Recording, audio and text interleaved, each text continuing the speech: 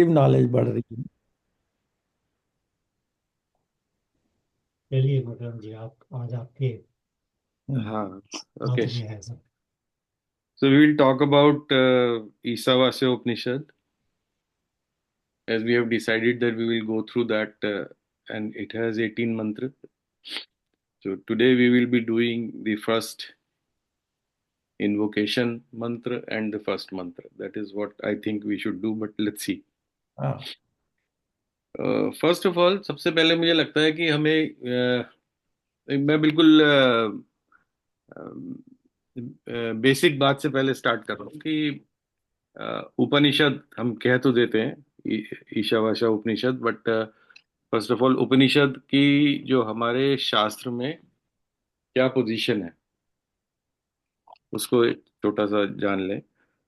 तो हमारी जो वैदिक नॉलेज है, सारी वैदिक knowledge, you know, that is subdivided into three sections. The first section is Shruti, and second section is Smriti, and third section is Nyaya. अब श्रुति के अंदर क्या चीज है? बेसिकली श्रुति में mainly Shruti is basically what is spoken by God. ठीक है, इसको हम कहते हैं कि भगवान के निश्वास से, कह देते हैं निश्वास से पैदा हुई। तो श्रुति स्पोकन बाय गॉड, इसके अंदर अपने चारों वेद आ जाते हैं। वेद के ऊपर भी थोड़ा सा ये है कि 3+1 कहते हैं हम वेद को। चार वेद में जो हमारा ऋग्वेद, यजुर्वेद और सामवेद है, ये मेन वेद जिनको वेद त्रयी भी कहते हैं, तो ये वेद मेन है। और इसके अलावा अथर्ववेद है कि जो इनमें कवर्ड नहीं है, वो अथर्ववेद में कवर किया हुआ है। इनफैक्ट ये जो तीन वेद हैं हमारे, ये they are talking mainly of the, and the Atharvaved contains a majority of subjects which are of material nature. For example, music, you know, नृत्य और इस तरीके की चीजें उसमें covered है। So the first, this one is four Vedas, और उसके बाद इसमें है संहिताज। संहिताज हैं इसके अंदर, संहिताज हैं, ब्राह्मणाज हैं। ये सब क्या है कि ये what are the meanings of the ritual sacrifices, mantras, prayers, और ये सब इसके अंदर कवर्ड है। और फिर इसके अंदर उपनिषद है। तो it is the fourth pillar basically of Shruti, Upanishad. हाँ, तो इसके अंदर, उपनिषद के अंदर जो हमारे सनातन सेंट्रल रिलीजियस कंसेप्ट्स हैं वो कंटेन्ड है। सो दिस इज श्रुति। अब स्मृति के अंदर क्या है? स्मृति के अंदर जो है वो, जो हमारे जो ऋषि मुनियों ने जो सुना, जो अपनी समाधि में उन्होंने जो है इंस्टिल हुआ उनके पास लॉर्ड की ये वाणी, उसको उन्होंने एक्सप्लेन किया, उसको इलाबोरेट किया। क्योंकि वो डायरेक्टली समझ में आने वाली चीज नहीं थी, तो उन्होंने उसको समझ के उसको इलाबोरेट किया। उसमें क्या क्या चीज आ जाती है? उसमें एक तो आ जाते हैं पुराण। पुराण पुराण बेसिकली एंशंट टेल्स हैं। You are giving knowledge in the form of a tale, stories. Ancient tales. और दूसरा उसमें आ जाता है इतिहास। इतिहास क्या है? इतिहास में जैसे हमारे महाभारत हैं, रामायण है, ये सब पार्ट ऑफ इतिहास है, which is a mix of history and mythology. So it, by definition, Itihasa is a mix of mythology and history. ठीक है। और स्मृति जो है हमारे लिए बेसिकली श्रुति से ज्यादा इंपॉर्टेंट है, बिकॉज इट इज अंडरस्टैंडेबल। हम्म। और तीसरी चीज आती है न्याय, ठीक है ना? स्मृति, श्रुति और न्याय। न्याय क्या चीज है? न्याय के अंदर आते हैं हमारे वेदांत सूत्र, जिनको हम ब्रह्म सूत्र वगैरह भी कह देते हैं। ये काफी कोडेड होते हैं।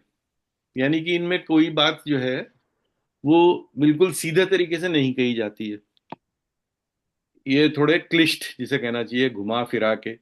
तो ये उन्हीं लोगों की समझ में आते हैं जो ज्ञानी लोगों की समझ में, लेट अस से, कि जो उस गुत्थी को कि क्या कह रहे हैं उसको हम अपने माइंड में सुलझा सकते हैं। तो basically it is A logic of the spiritual knowledge. तो जो वेदांत सूत्र है, न्याय का मतलब जस्टिस नहीं है यहाँ पे, न्याय का मतलब है लॉजिक। तो it is A logic of the spiritual knowledge that is contained in न्याय। एक सेकेंड।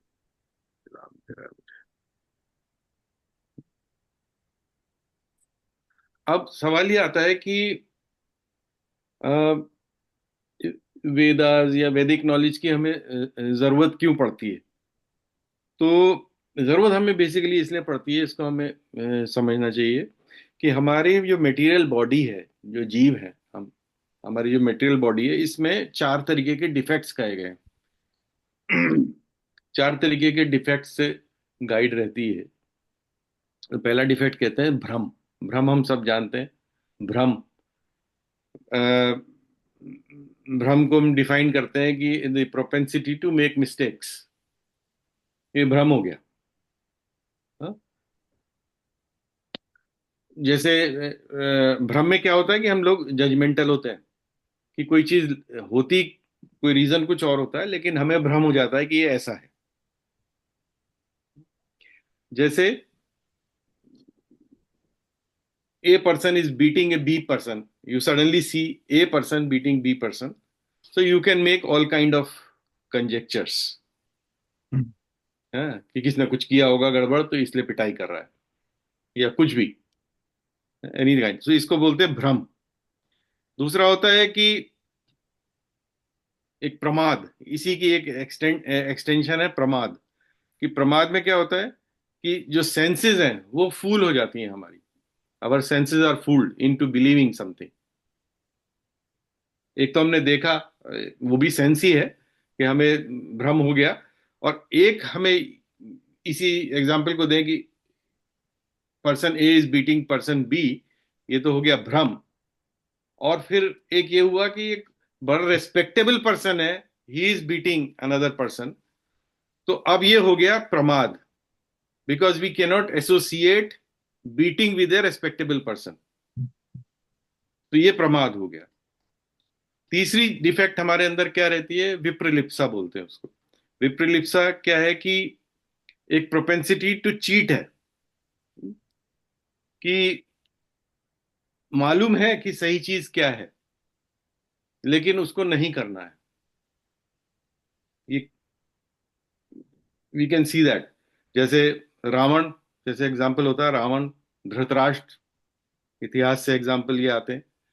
उनको पता था, वो बेवकूफ नहीं थे, उनको पता था कि सही चीज क्या है, लेकिन they didn't do it, they didn't want to do it despite knowing कि व्हाट इज राइट। सो इसको बोलते हैं विप्रलिप्सा। और एक चौथा जो है उसको बोलते हैं करण अपतव।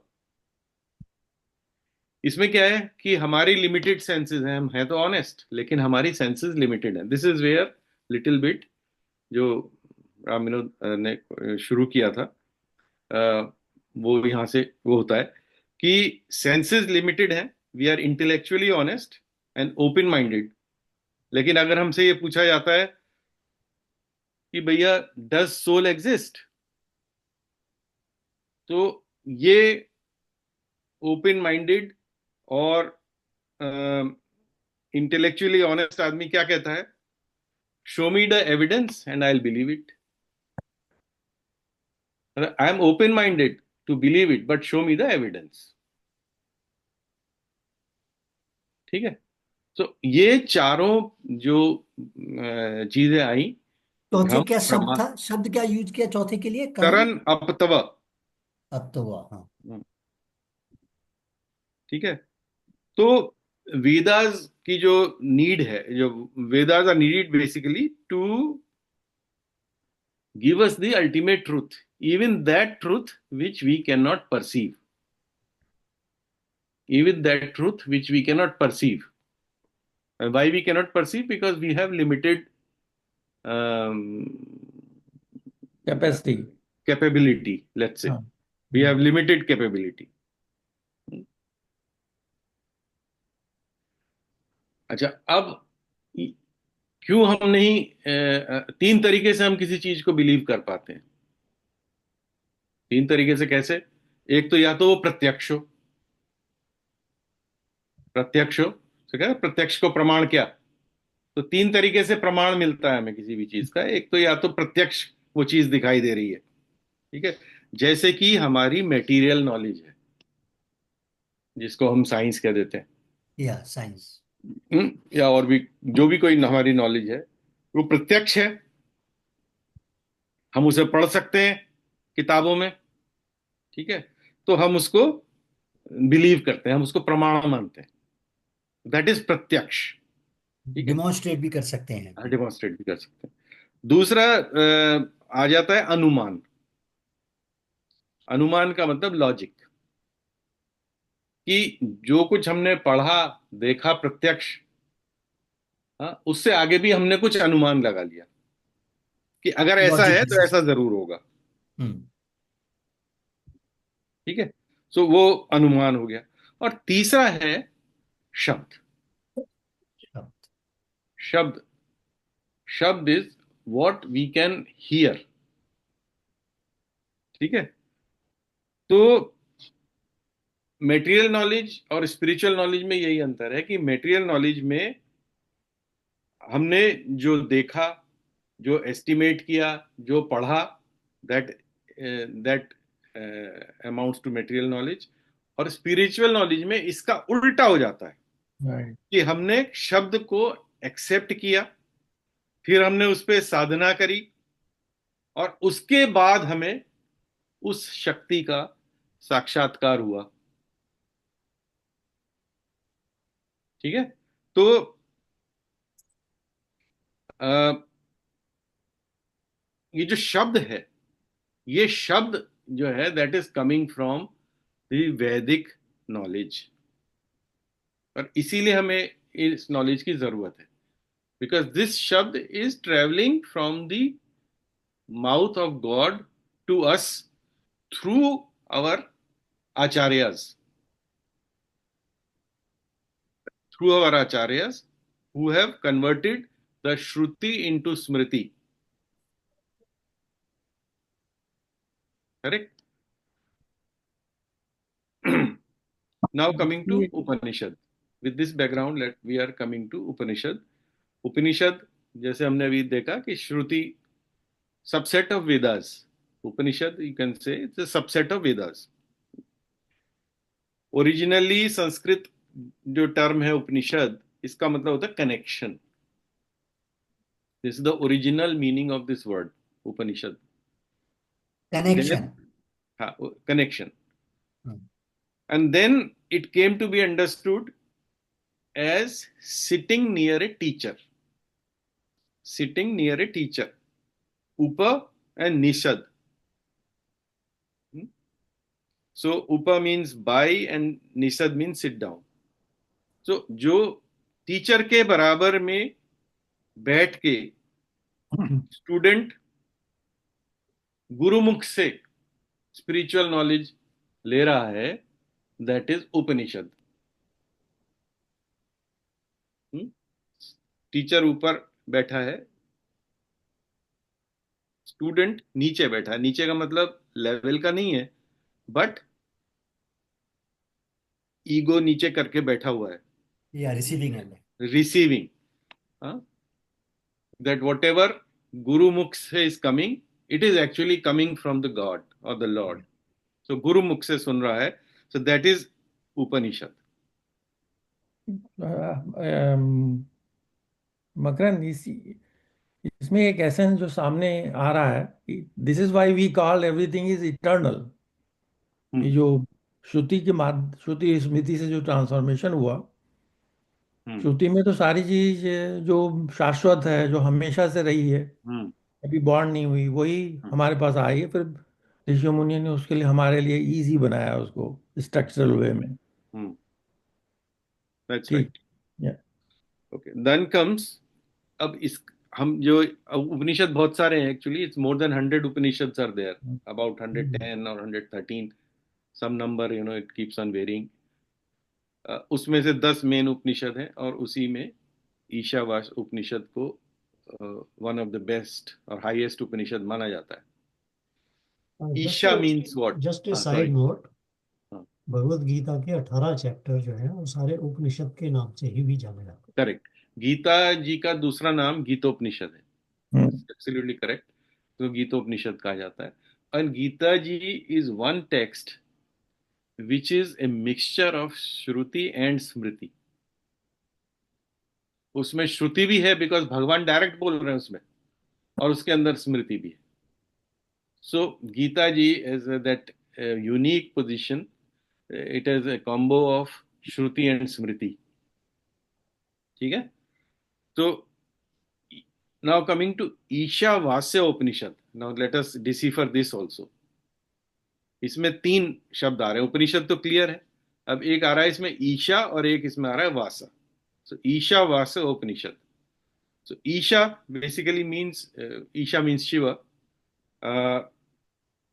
Isha indicates presence of God, the one who protects, presence of God। and ईशावासा, जहां भगवान एग्जिस्ट कर रहे हैं, निवास करते हैं ना, जैसे वास। सो ईशावासा, जहां भगवान एग्जिस्ट कर रहे हैं। और वासा का दूसरा मीनिंग भी है, खुशबू, वास जिसे कहते हैं। सो जहां देर इज ए खुशबू ऑफ ईशा, तो जहां भगवान निवास कर रहे हैं या जहां भगवान की खुशबू है, two ways of saying that. So Isha vasa Upanishad, that is how the breakup is there। Okay, now with that we come to the invocation verse of Ishavasa Upanishad. now invocation verses क्या होते हैं? बेसिकली इन्वोकेशन का मतलब होता है आह्वान, किसी चीज का आह्वान करना, दैट इज इन्वोकेशन। एंड ये वाला जो इन्वोकेशन मंत्र है, this is from basically from Yajurveda. इसको शांति मंत्र भी कहते हैं। एंड दिस मंत्र इज नोन टू डू आह्वान ऑफ द डिवाइन एंड आह्वान ऑफ शांति। तो इसको शांति मंत्र भी कहते हैं। ये शांति का भी आह्वान करता है, डिवाइन का भी आह्वान करता है।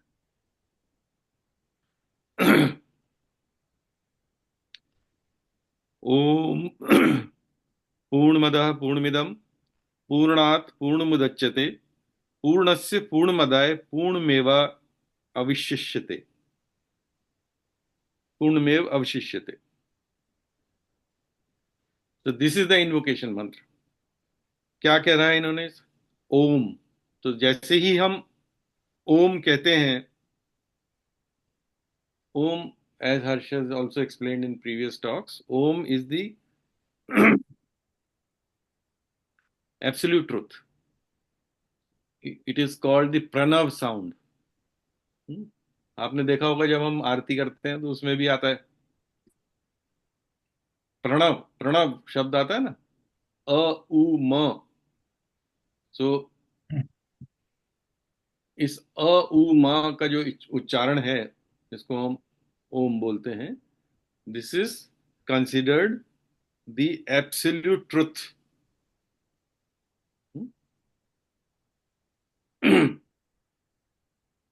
So figuring out this absolute truth is not possible। तो ये मंत्र क्या कहता है कि भगवान इज पूर्ण, भगवान पूर्ण है, हर चीज उनके अंदर है। ओम पूर्णमिद, ओम पूर्णमिद पूर्णमिदम पूर्णात् पूर्णमुदच्यते। कि इसको समझिए ऐसे कि एक सागर है जैसे, तो सागर अपने आप में पूर्ण है, everything is there. Now you take something out of it, still it remains पूर्ण. सागर में कोई फर्क नहीं पड़ता, उसमें से कुछ हमने निकाल लिया. जैसे हमने एक कैंडल से 4 कैंडल जला लिए, लेकिन जो जो ओरिजिनल कैंडल है वो अपनी जगह है, और 4 कैंडल जल गई. तो when something is taken out of the पूर्ण, it does not affect him.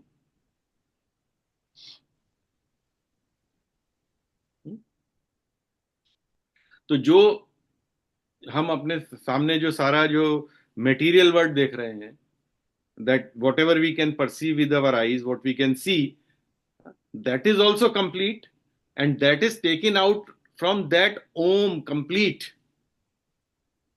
So जो भी कुछ उस कंप्लीट से हम ले रहे हैं वो भी अपने आप में कंप्लीट है, और कंप्लीट जो था उसकी स्थिति में कोई अंतर नहीं आ रहा है, वो कंप्लीट का कंप्लीट ही है.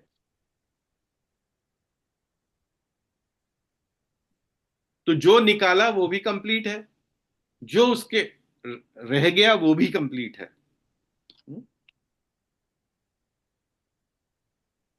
You getting that?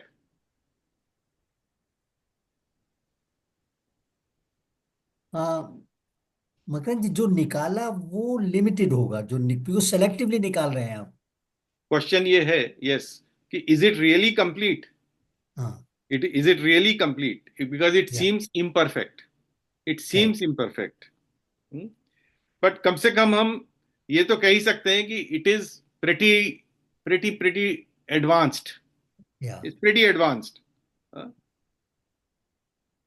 इसको थोड़ा सा मैं इसमें मकरंद हाँ. कहूंगा, ये जो है क्वेश्चन है कि किस प्रॉपर्टी पर देख रहे हो.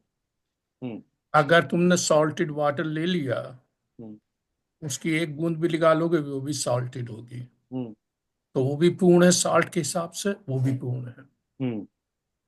तो इसका मतलब ये है कि स्वास्थ्य पूर्ण है. अब आपने कौन सी चीज, जो ईश्वर के गुण तुमने उसमें से निकाले हैं, ईश्वर उसी के साथ पूर्ण आया है.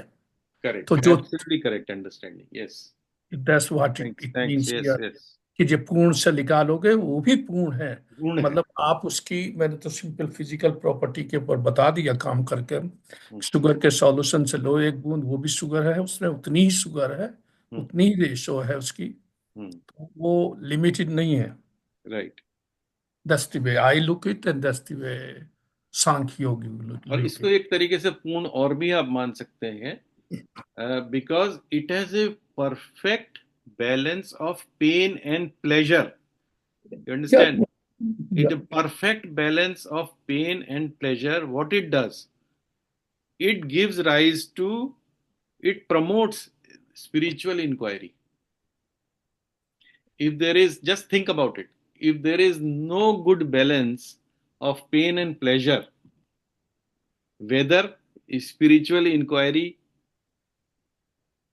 will be promoted.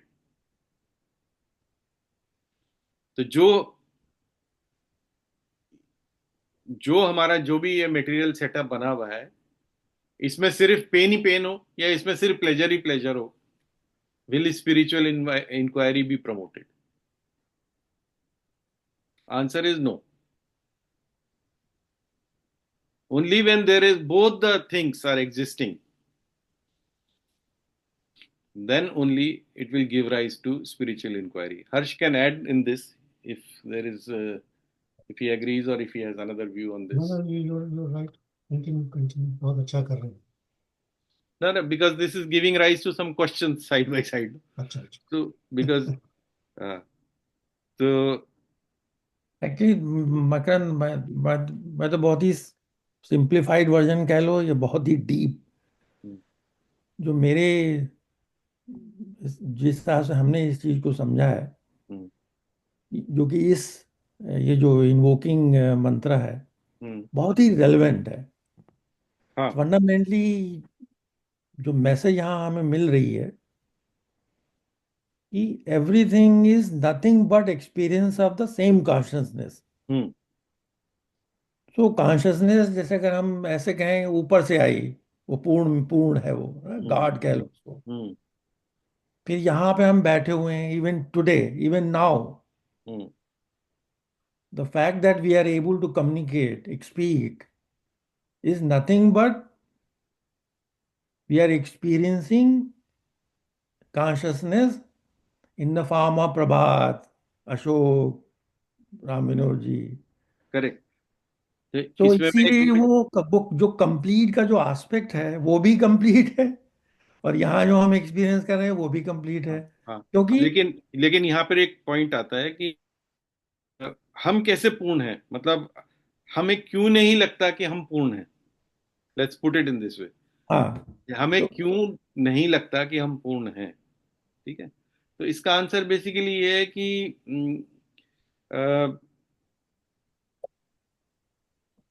हमारा हाथ है, hand is only as good as it is attached to the body. Hmm, If our hand is not attached to the body, we will not be called complete, is it not? So it is the same way. If we are attached to the complete or absolute truth, then we are complete. हाँ, नहीं, जैसे ही इस तरह जैसे हमारे समझना। शरीर का एक हिस्सा अगर वो नहीं है तो हम पूर्ण नहीं है ना।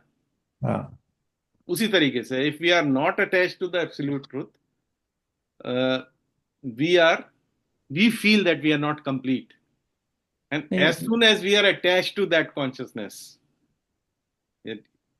then we feel complete, that we are complete. हाँ, नहीं, उसी की तलाश है हाँ, सारी। उसी की तलाश है, लेकिन ये भी एक फैक्ट है कि वो भी हमारे अंदर ही प्रेजेंट है। बिल्कुल हाँ, और बिल्कुल। हम वहां तक पहुंच नहीं पा रहे हैं, कि बहुत सारी बाधाएं हैं रास्ते में ना, क्योंकि ये जो माया रूपी वर्ल्ड है हाँ वो भी एक कॉन्शसनेस का ही रूप है, हाँ जो हम जिसको हम माया कहते हैं, राइट, या शिवा शक्ति कहते हैं, उसमें सांख्य योग में माया कहते हैं, इसमें वेदांतिक उसमें। तो मुझे तो इस बात का बड़ी बड़ी आनंद आती, भी वहां हम पहुंचे नहीं है, हाँ। कि ये इतना जरूर ज्ञान हो गया है या इतना अनुभव जरूर हो गया है कि जितनी भी चीजें हम इस संसार में एक्सपीरियंस कर रहे हैं, हम्म, जैसे अगर वेकिंग स्टेट में है, अभी हम वेकिंग में है, फिर ड्रीम स्टेट में चले गए, फिर डीप स्लीप में चले गए, हम्म। right? तब भी हम एक्सपीरियंस उसी कॉन्शसनेस को ही कर रहे हैं, इन ऐसा है, डिफरेंट फॉर्म। एक चीज होती है अभीष्ट, जिसको हम कह सकते हैं कि ये अभीष्ट है कि we want to reach the absolute truth. और एक है अभिधेय, जिसको हम कहते हैं प्रोसेस। हाँ, ये प्रोसेस क्या है? सो what we have been talking, what Harsh always tells us, और जैसे हम मेडिटेशन की आज बात कर रहे थे, तो these are all processes, sub processes and all that, ultimately leading to that only, हाँ, slowly वो क्या जाता है कि हम बेसिकली स्टेप वन पे ही सोचते हैं कि टॉप वहाँ फ्लोर, पहुंच गए। टॉप फ्लोर पे। So as we progress, as Harsh has explained in past meetings, as we progress, we become more and more more aware. adhikari, हाँ, class by class. So the process starts becoming, you know, enjoyable, and it reveals more and more and more. And then you जिज्ञासा और बढ़ती जाती है, जैसे चक्र के हिसाब से सोचे कि जब आप हृदय चक्र पे पहुंच गए सपोज के लिए, हाँ, तो तो आपने भगवान ने वो एक बहुत भगवत बड़ा गीता में माइलस्टोन। उसको चेतो दर्पण करके कहा था ना, कि जो दर्पण है हमारा मन का दर्पण जिसे कहना चाहिए, वो धीरे धीरे धीरे धीरे क्लीन अप होता चला जाता है। तो राइट। फिर हमें एब्सोल्यूट ट्रूथ का रिफ्लेक्शन उसमें दिखता है, हमें स्लोली। एक्चुअली जो आनंद वर्ड है ना, वो आनंद की अनुभूति होने लगती है। Correct, bliss. हाँ, जैसे हम लोग जैसे उसको जॉय नहीं कह सकते हैं, जो आनंद वर्ड, एक्चुअली इंग्लिश में तो कोई इसका वर्ड है ही नहीं, करेक्ट, आनंद ही कहना पड़ेगा। आनंद ही है। The closest is bliss. हाँ, चले आगे बढ़े। So in this invocation mantra, basically it is the knowledge And then when we come to mantra 1, that is practice. So we will cover mantra 1 today.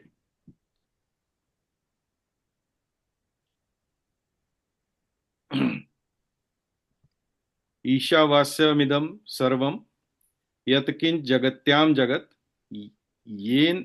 तेन त्यक्तेन भुंजी था मा ग्रद कस्विद धनम. The translation of this is that everything which is animate or inanimate within the universe is controlled and owned by the he is the controller, he is the owner by the Lord. One should therefore accept only those things necessary for himself which are set aside as his quota, and one should not accept other things, knowing well to whom they belong. This is the meaning. So Ishavasya इदम सर्वम. इसका जो meaning है ना, वो इसमें लिखा हुआ है ना, जगत में जो कुछ स्थावर जंगम संसार है, ये सब एनिमेट और ईश्वर के इनएनिमेट. द्वारा। हाँ, ये क्या मतलब है? स्थावर जंगम मीन्स एनिमेट और inanimate. Okay, animate and inanimate.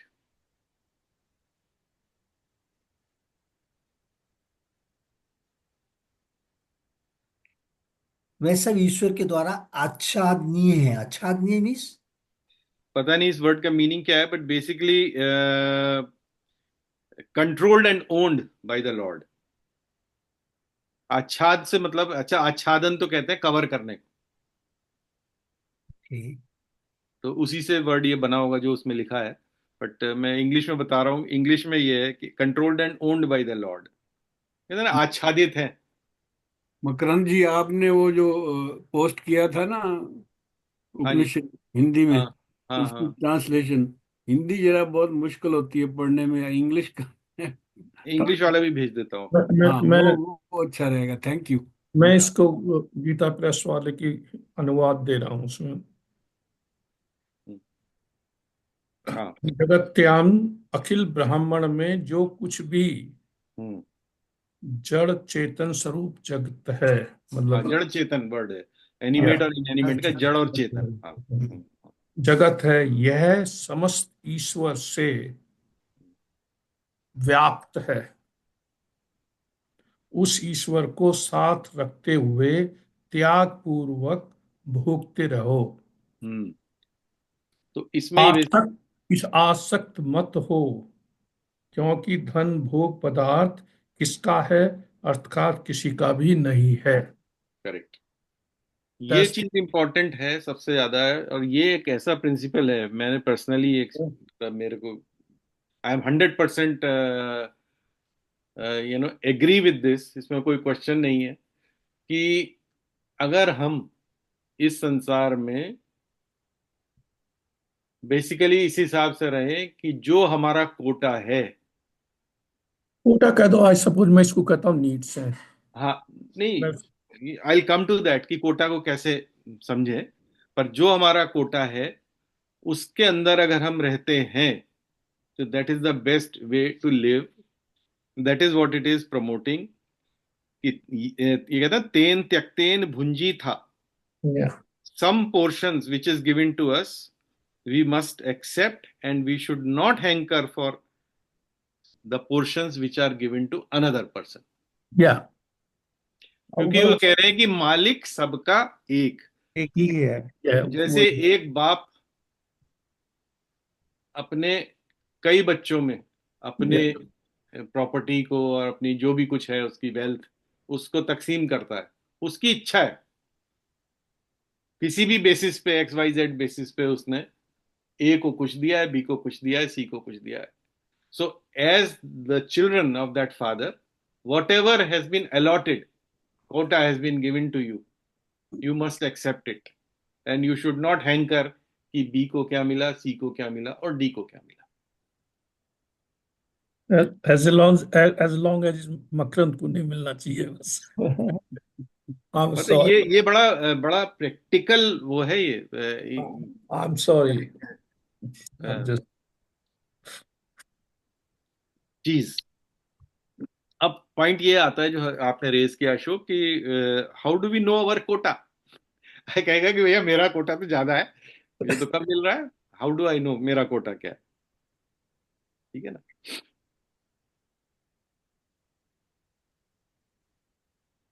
तो बेसिकली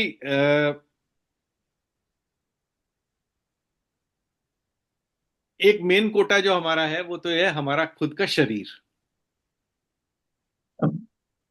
ठीक है ना। तो हमारा जो शरीर है वो एक हमारा, वो भी हमारा एक कोटा है yeah. कि हमें एक पर्टिकुलर टाइप का शरीर मिला है। उसकी जो भी देखरेख है, जो भी उसकी वो है, उसके लिए जो भी वस्तुएं जरूरी हैं, जरूरी, ये शब्द इंपॉर्टेंट है कि जो भी वस्तु है, जैसे हम बोल देते हैं ना सिंपल अक्षर में, रोटी कपड़ा और मकान। तो शरीर के संरक्षण के लिए खाने की जरूरत है, एक मिनिमम खाने की जरूरत है, एक अपने को कवर करने के लिए एक सर्टेन अमाउंट ऑफ क्लोथ की जरूरत है, और रहने के लिए एक जगह की जरूरत है, एक छत की जरूरत है। ठीक है ना। So that all is already provided. हमारी सारी प्रॉब्लम शुरू कहाँ होती है? When we start exceeding our quota, और Yeah. When we start thinking that we deserve more than this. ठीक है। सो that is where the all hell breaks loose, and that is where all these things start.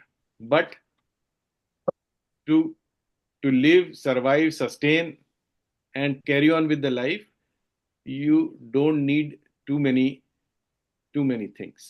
Basically what this verse is advocating is simple life without grudges. देखो And दूसरी जगह में उसके ऊपर नहीं, चाणक्य नीति में है इस श्लोक, उनका शुरू में ही है कि मनुष्य को कह रहे हैं उसको कि भाई तू धर्म और ज्ञान सीख। तू जो ये सोच रहा है कि तुझे कपड़ा कहाँ से आएगा, खाना कहाँ से आएगा, वो तो जिसने तुझे यहाँ भेजा था वो भेज दिया है तेरा सामान सारा। हाँ कि हाँ तेरा समय तो ज्ञान सीखना है, हम्म। तो मतलब बाकी तो नॉलेज फिर का। इस योगक्षेमम वहाम में हम है, उसके बाद बाकी सब। या भगवान ने तो गीता में बोला ही है ना कि मैं तेरा सारा भार वहन करने की जिम्मेदारी लेता हूं, as long as you are into me, I promise you that I take care of you. या बस वैसे उसकी नहीं है ये बस। हालांकि मैं अब गांधी की स्थिति मेरे माइंड में ज्यादा गिर गई है, बट वो उस पर जब ये मतलब जब उससे वो पूछा जाता था वो हिंदुइज्म के लिए यही इस श्लोक को मंत्र को बोलते थे।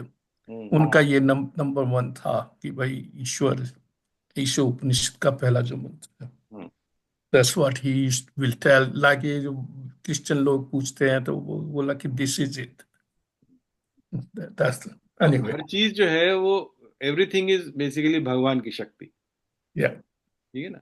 ही is the owner of everything. Shaktiman, Shaktiman is owner of Shakti, right. So he is the owner of everything, he is the proprietor of everything. We are just like caretakers, and we should live in this world like caretakers, not like owners. हाँ नहीं, और We उसमें should एक have the, और, हाँ उसमें और थोड़ा सा ऐड करें हम कि जो भी हम काम कर रहे हैं, चाहे वो दान की बात है, सेवा भाव है, हम्म वो अगर उस भाव में इसको हम ईश्वर की कृपा मान के करें, तो उसका जो तुम्हें प्लेजर मिलेगा, जो आनंद मिलेगा, वो और ज्यादा होगा। yes, क्योंकि तुम sense of अब, gratitude is very हाँ, important. किसी Yes. किसी के ऊपर तुम एहसान नहीं कर रहे हो। जैसे हमने किसी की हेल्प की, इवन अपनी प्रोफेशनल लाइफ में, पर्सनल लाइफ में, तो अगर इस भाव से करोगे ना कि मैं उसकी सेवा कर रहा हूँ, जो सुप्रीम अब तुम देखो ना एग्जाम्पल में परमात्मा कि है। जैसे एक गाय है, फॉर एग्जाम्पल काव, It is producing milk, but how Correct. much portion of that milk she is इस using for herself? Nothing. अपने बच्चे के लिए जो Little bit goes for the calf, थोड़ा सा rest उसको goes for others. हाँ, तो जो उसका कोटा है in terms of milk for the calf, हम्म, वो उसने ले लिया, वो उसको मिल गया, and then rest of the things are given to others. थोड़ा सा मैं जोड़ देता हूँ कुछ। हाँ हाँ, बिल्कुल बिल्कुल। आपने जब हमने ये इसमें जो इन्वोक किया था पूर्णमदा पूर्णमिदम में, हम्म, क्या कहा था कि भाई जो पूर्ण में से जो निकलता है वो भी पूर्ण है। पूर्ण है। हाँ और अशोक ने बहुत अच्छा उसका एग्जाम्पल दे के बताया था कि भाई हाँ सॉल्ट वाटर है तो एक बूंद हाँ में भी वो उतना ही सॉल्ट है। हाँ, तो अगर हम सब लोग उस पूर्ण में से निकले हैं तो हम सब पूर्ण हैं। पूर्ण है, राइट।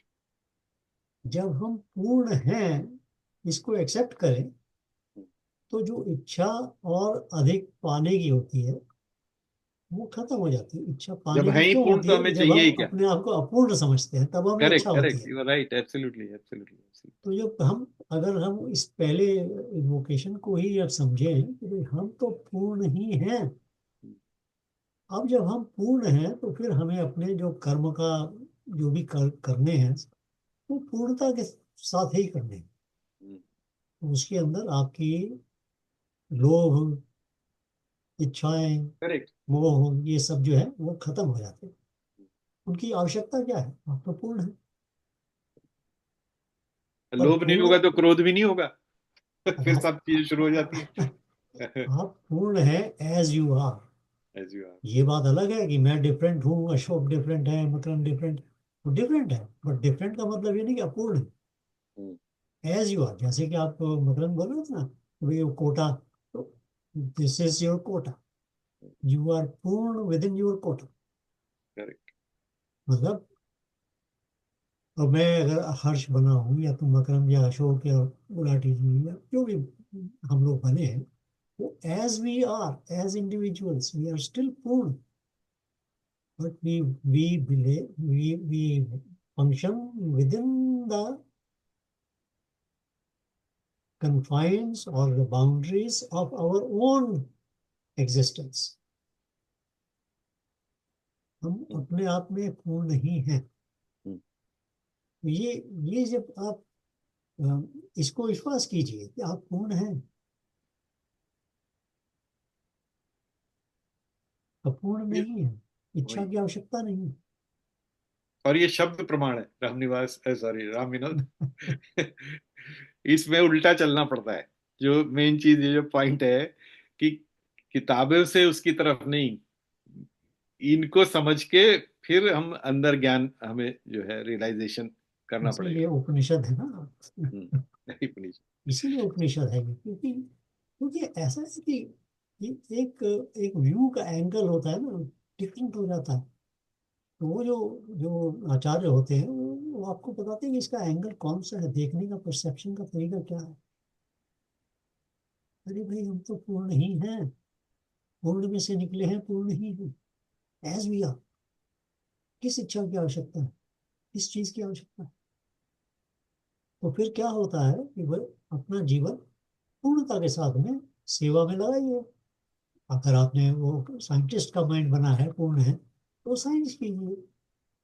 अगर आपका जैसा भी माइंड आपको मिला हुआ है, जो भी चीज है, आप तो पूर्ण है उसी में, उसी के अनुसार अपने जीवन को कीजिए। तो जस्ट जब तक ये भाव रहेगा कि मैं पूर्ण हूँ और उस पूर्ण में से ही निकला हूँ, तो वो कनेक्शन भी कंप्लीट रहेगा। तो जैसे आपने मकरंद आपने एग्जांपल दिया था कि वही हाथ जो है वो जब तक कनेक्टेड नहीं, तो यू आर पूर्ण। चलिए आगे चलिए। बेसिकली तो I think we have come to the conclusion of this. I mean, I can only repeat it, everything is भगवान की शक्ति, ही इज द हाँ, proprietor of everything and we are just care sorry एक takers. Line और add करना चाहता हूँ हाँ कि जिस तरह से हम सभी पूर्ण हैं, उसी तरह से जो सृष्टि हम इस अपने बाहर देख रहे हैं वो भी पूर्ण है। पूर्ण है, करेक्ट। तो पूर्णता का भाव न सिर्फ अपने लिए है, वो पूर्णता का भाव पूरी सृष्टि के लिए भी है। Correct.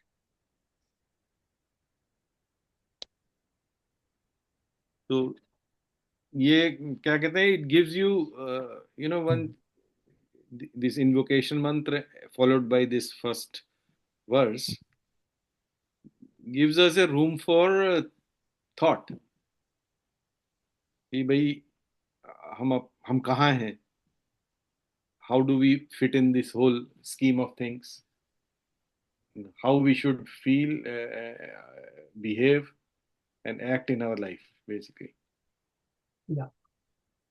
In the So, modern Makarand, world, we you say that have we that. spend all our life trying to be someone else, Trying to be someone else. while we should actually try to be ourselves. Correct. भगवान ने तो गीता में कहा ही है, do not try to be someone else, don't try to be what you are not. Right. हाँ. So, Makarand, इसका English version something you have, no? हाँ मैं भेज दूंगा. तो Share उसमें that. इंग्लिश भी था, मैंने जानबूझ के वो हिंदी वाला जो है डाल दिया उसमें. हाँ, नहीं, वो कुछ चीजें समझ में नहीं आती। हाँ, और नहीं नहीं, बोथ हमारे दोनों होने अशोक भाई चाहिए. ने कुछ सिंप्लीफाइड का कुछ हिंदी का पढ़ के सुनाया था। If he correct. Is having something he can also share. ये वो है यार, तो ईशा, ये गीता प्रेस से वो है, ईशो उपनिषद ले लो वहां से, गीता तुम्हें प्रेस कहीं। वाली भी है और इनकी भी है, प्रभुपाद जी की भी है, दोनों ही. हाँ नहीं, मेरे पास तो उनकी है, उसकी, ये गीता प्रेस वालों की, जो वो उन्होंने। ठीक है, दैट इज अथॉरिटी. हम्म। वो डाल दो, वो बढ़िया है. अरे वो आपको वहां से कहीं से 10 10 रुपए की मिल जाएगी, राम विनोद जी, तुम्हें वही गीता कोई भी होगा आपको मिल जाएगा, कोई जिस जगह भी आप रहते हो, ऑफिस गीता वालों के हैं स्टोर। तो ये गीता प्रेस का क्या है? इज इट ए? इसका नाम है ईशा ईशा ईशादी नौ उपनिषद। अच्छा। नौ उपनिषद का कलेक्शन है ये, और वो उनका गीता प्रेस ने ही पब्लिश किया है, और ये होगा कोई आपको 5 7 रुपए में वही मिल जाएगी।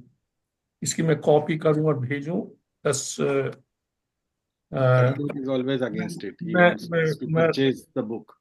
आपको मिल ही जाएगी। Wants time to be spend करो।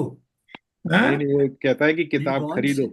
राइट, सौ. नहीं, that yeah is his approach, no, that's ठीक है, perfectly I fine. I like it. Yeah. तीनों गीता प्रेस यार हमारे लिए तो उसको गवर्नमेंट वो देती है, शुरू से ही पेपर मिलता है, और वो उन्होंने वो गोयनका वालों की हैं वही जिन्होंने, हाँ, रामदयाल गोविंद का.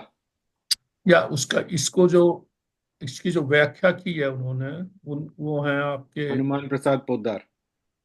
नो, इस बार ये सब निश्चित के किए हैं, इन्होंने किए हैं हरि कृष्ण दास गोयनका, उन्हीं का ही है वो, उन्हीं के अंदर बैठ के किए हैं हाँ. उन्होंने। उनकी इंट्रोडक्शन में लिखा हुआ है कि उन्होंने, उनके भाई ने कहा भाई तू इनको कर। तो मेरे पे ये है, और भी हैं, बट जो जिसमें जो है ना, चूंकि संस्कृत को तोड़ के उन्होंने उसका पदच्छेद कर देते हैं ना, वो हम्म. व्याख्या करते हैं वो हाँ, उसको पदच्छेद। अन्वय अन्वय बोलते हैं ना, उसको अन्वय कर देते हाँ। हाँ, तो आप तो इनमें क्या है कि वो अन्वय में जरा पढ़ता हूँ, बट कम से कम मुझे ये लगता है भाई परिच्छेद ये है, तो सामने तुम कोई संस्कृत की बुक उठाओ तो देख सकते हो कि दैट्स व्हाट इट इज। तो अब जैसे जैसे उससे मैं अगला वाला पढ़ता तो नहीं हूँ, क्योंकि कोई अगला पढ़ेगा दूसरा, उसका हिंदी अनुवाद कर देता हूँ, सुना देता हूँ आपको अगर एक आध टाइम है, या नहीं तो आप लोगों को। मंत्र 2. उसका बस मैं हिंदी अनुवाद सुनाऊंगा।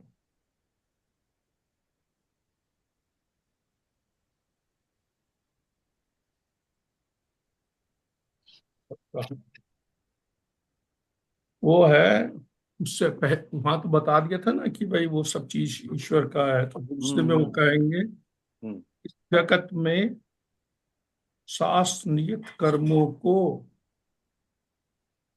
करते हुए ही 100 वर्ष तक जीने की इच्छा करनी चाहिए।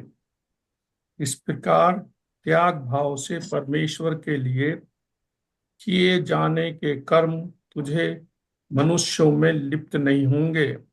इससे अन्य कोई त्रिकार अर्थात मार्ग नहीं है जिससे कि मनुष्य कर्म बंधन से मुक्त हो सके। इसमें है 100 वर्ष की, इसमें आगे फिर और आएगा तो वही अगली 100। बार बात करेंगे ये, क्योंकि इसके या अंदर या बहुत इंटरेस्टिंग है ये, सिस्टमेटिकली क्योंकि नेक्स्ट टाइम लेना डिस्कस करें। हाँ, क्योंकि इसके या अंदर कर्म का प्रिंसिपल डिस्कस कर लेंगे बेसिकली। या या कल मनीष वास्ते। वो है नहीं, सो उसको पढ़ के आएंगे, दैट्स करेक्ट। करेक्ट। या आप थोड़ा इंग्लिश वाला ही भेज देंगे तो थोड़ा सा हमें कोरिलेट करना आसान हो जाएगा। चलिए मैं रिकॉर्डिंग रोक देता हूँ। ठीक है भाई लोग।